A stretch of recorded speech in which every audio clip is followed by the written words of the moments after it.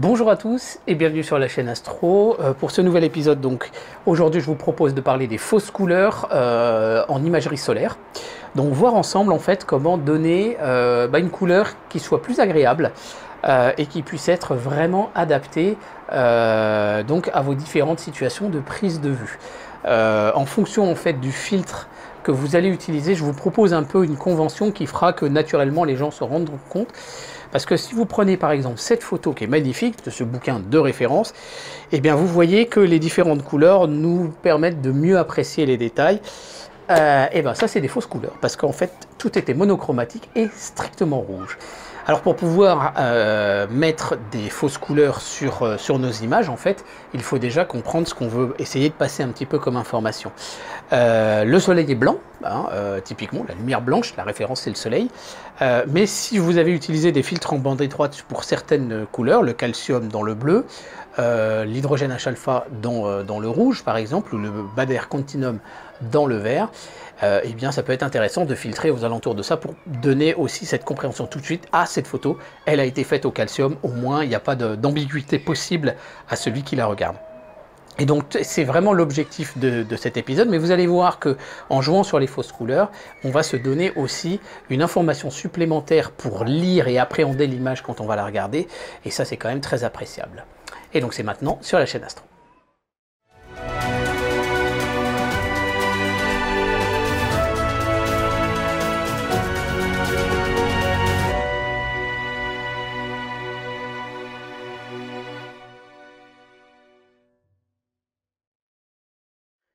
Alors avant d'entrer dans le vif du sujet, j'aimerais juste vous montrer, alors déjà à supposer, vous allez voir, qu'on puisse avoir une bonne dynamique de contraste comme ça sur une photo avec une protu, mais j'aimerais quand même vous montrer ce qu'on ne va pas faire, justement, alors qu'on pourrait avoir tendance, pour faire des fausses couleurs, à utiliser un truc colorize, c'est-à-dire l'IU, c'est la palette de couleurs dans l'arc-en-ciel, voilà, du rouge au rouge en passant par l'orange, le jaune, le vert, le cyan, le bleu et le violet. Donc ça c'est vraiment les palettes informatiques. Alors on pourrait, allez, on va choisir un joli petit orangé assez sympa. Hop, on va choisir un peu. Hop, hop, voilà. Un truc comme ça, avec une bonne une saturation correcte. Et on pourrait faire ça, par exemple, vous voyez. Mais c'est un peu, je sais pas ce que vous en pensez, vous allez tout de suite me dire, c'est quand même assez fade. Et en fait, ce qu'on va essayer de faire, et c'est ce que je vais vous montrer, c'est comment faire ça. Vous voyez que la différence, elle est juste évidente. Là, il y a une information qui est intéressante, c'est-à-dire qu'au-delà de la variation de la luminosité, il y a aussi une variation de la couleur. Là, on est dans les rouges, là, on est dans les jaunes, voire les blancs. On a une variation comme ça, à la fois de luminosité, mais à la fois de teinte au fur et à mesure de notre photo. Et c'est vraiment ça que je vais vous montrer dans ce tutoriel. Et donc je vous propose de repartir sur PixInsight pour voir ensemble comment faire nos fausses couleurs. Alors en fait sur PixInsight au départ la photo elle était monochromatique, donc on va faire un convert to RGB pour la mettre en couleur, c'est vraiment une question de format de fichier. Donc on était en 8 bits monochromatique, on est passé en 24 bits donc couleur. Et là à ce moment là on va pouvoir faire une histogramme transformation ici et on va pouvoir jouer sur les couleurs. Alors, typiquement avec ça, on va se mettre en prévisualisation et je vais vous montrer quelques exemples.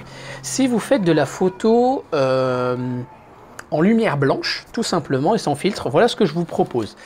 On va baisser le bleu, hop, un petit peu. Vous voyez que ça va jaunir un petit peu l'image.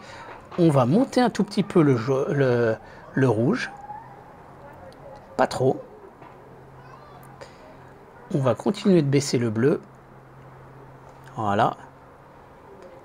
Et on va baisser légèrement le vert. Et là, vous allez avoir un halo jaune-orangé. Alors, c'est pas la vraie couleur du soleil, bien sûr, le soleil est blanc, mais vous allez avoir des fausses couleurs qui seront appréciables. Donc, on va sauvegarder ce premier exemple. Deuxième exemple à présent, nous allons cette fois faire un traitement pour le H-alpha. Alors là, je vous conseille de baisser le rouge, le bleu considérablement. Alors, on va se remettre en prévisualisation. Et cette fois, on va booster le rouge. Alors ici, on n'a pas de protubérance. Par contre, quand on a des protubérances, elles vont apparaître en rouge et éventuellement commencer à dériver un tout petit peu vers le jaune. Donc je vous propose de vous montrer sur des vraies photos H-alpha ce que ça a donné, c'est-à-dire comme sur cette photo. En hydrogène H-alpha, voici le traitement que je réalise.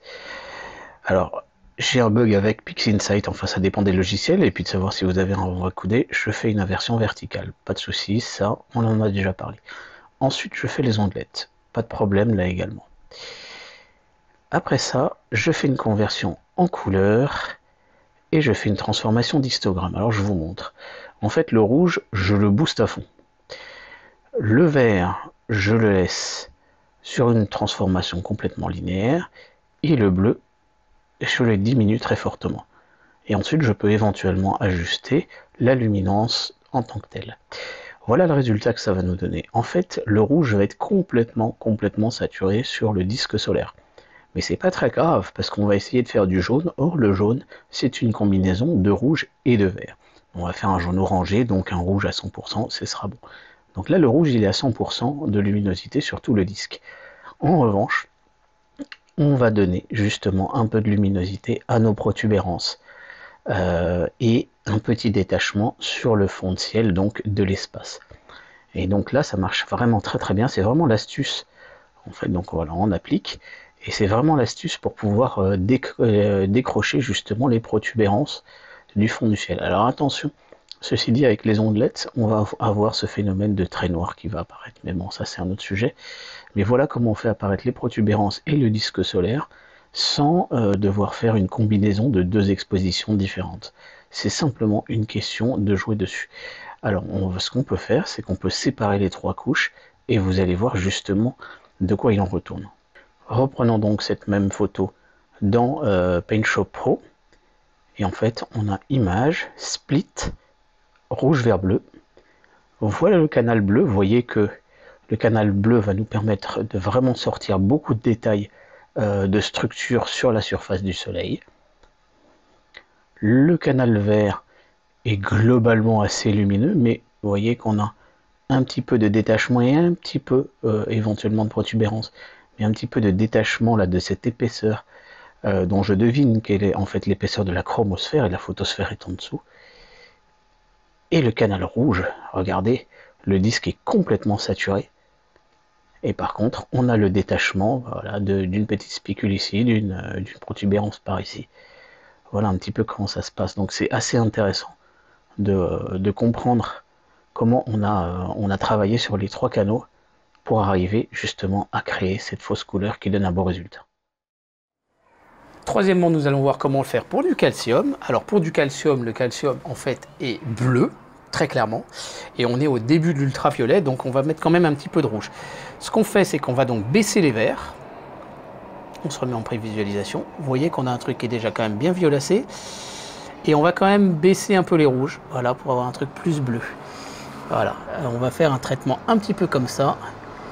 Alors vous voyez que là, on a quand même vachement baissé la luminosité. Ce que vous pouvez faire, c'est monter un petit peu, c'est à vous de voir l'histogramme. Alors vous pouvez faire la prévisualisation d'histogramme ici. Voilà, et de voir un petit peu ce qui sera le mieux pour arriver à donner un joli rendu à votre soleil. Vous pouvez éventuellement booster un peu le bleu, mais pas trop, parce qu'il ne faudrait pas cramer les bords. Vous voyez, c'est avec une jolie petite variation comme ça. Voilà. Si vous êtes avec un Bader donc Continuum, là, la vraie longueur d'onde, c'est le vert. Donc, on peut essayer de faire un rendu dans le vert. On va le faire ensemble.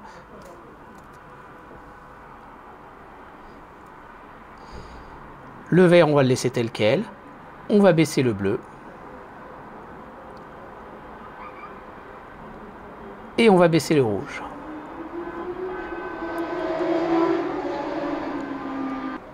Voilà. Et donc, voilà le traitement que l'on peut obtenir. Et c'est quand même assez sympa aussi. Mais c'est vrai que c'est beaucoup moins intuitif. On a moins cette habitude-là. Et donc, voilà le résultat. Si vous êtes sur de la lumière visible, je vous propose plutôt ce type de traitement-là. Si vous êtes sur du H-alpha, je vous propose plutôt ce traitement-là. Et enfin, si vous êtes sur du calcium, je vous propose ce traitement-là. Donc voilà, avec le vert, donc pour le Baader Continuum, on se repère, mais c'est beaucoup moins intuitif. Donc c'est pour ça que généralement on fera plutôt un traitement voilà, visible comme ça. Mais en tout cas, vous voyez que ça peut aider, ces grammages de couleurs, ces variations de couleurs peuvent nous aider à mieux apprécier justement les variations de cette lumière, parce qu'en plus de la variation de luminosité, on a une variation de la couleur et de la teinte. Et particulièrement en H-alpha, c'est très saisissant et c'est vraiment, à mon sens, c'est hyper intéressant parce que ça donne de l'intelligibilité aux images. Donc voilà, j'espère que cet épisode vous aura plu. N'hésitez pas, hein, si vous avez des questions, à laisser un petit mot dans l'espace commentaire.